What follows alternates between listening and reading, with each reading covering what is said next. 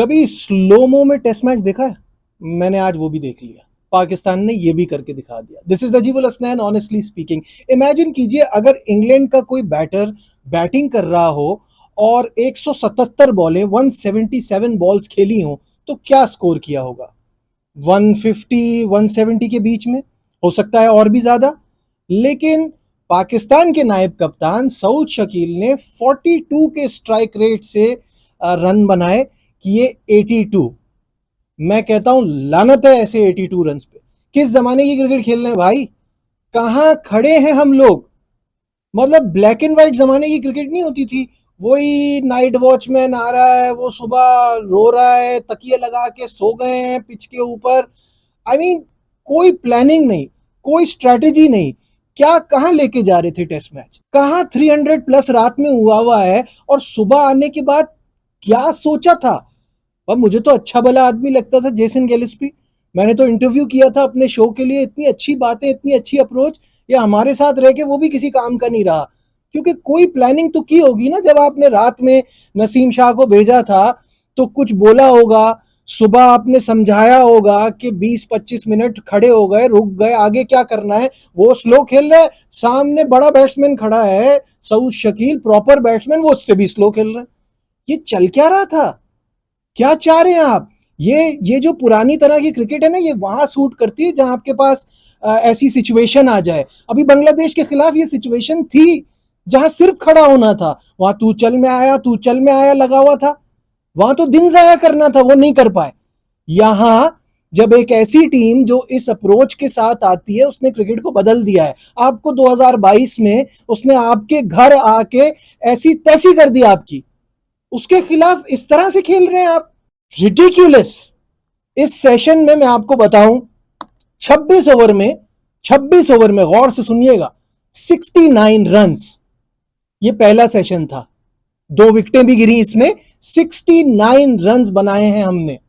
हमने स्कोर किया है इस पहले सेशन में, जहां हम रात में बात कर रहे थे कि पाकिस्तान टीम इतना अच्छा खेल रही है।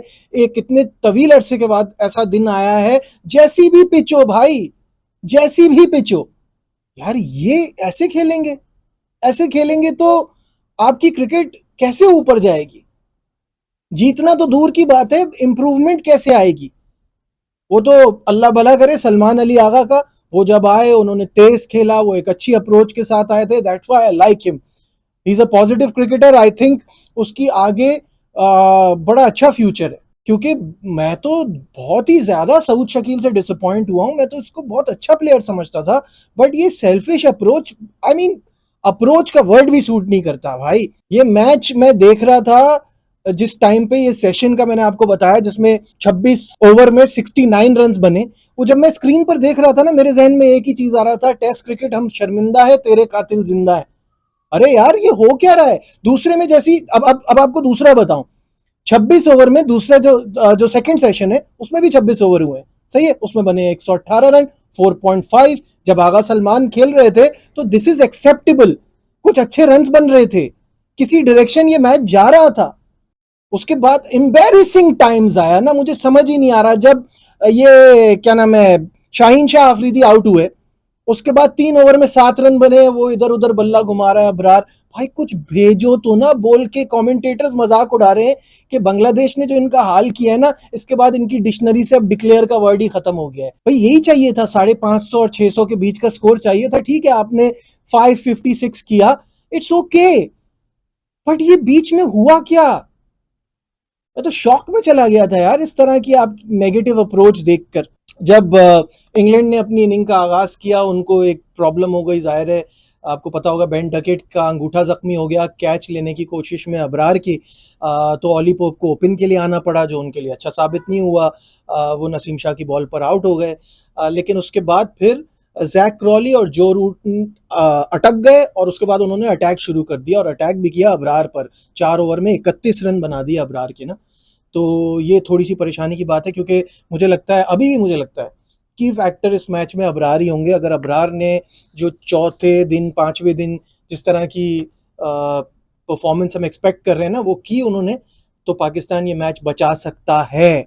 My point is 96 for 1 is the score. 460 भी अभी कोई कम रन्स नहीं है। बट प्लीज जरा पॉजिटिव अप्रोच के साथ खेलें, वरना ये ऐसे झटेगी ना लीड, पता भी नहीं चलेगा, इंग्लैंड इतना तेजी से इसको कम कर देगा।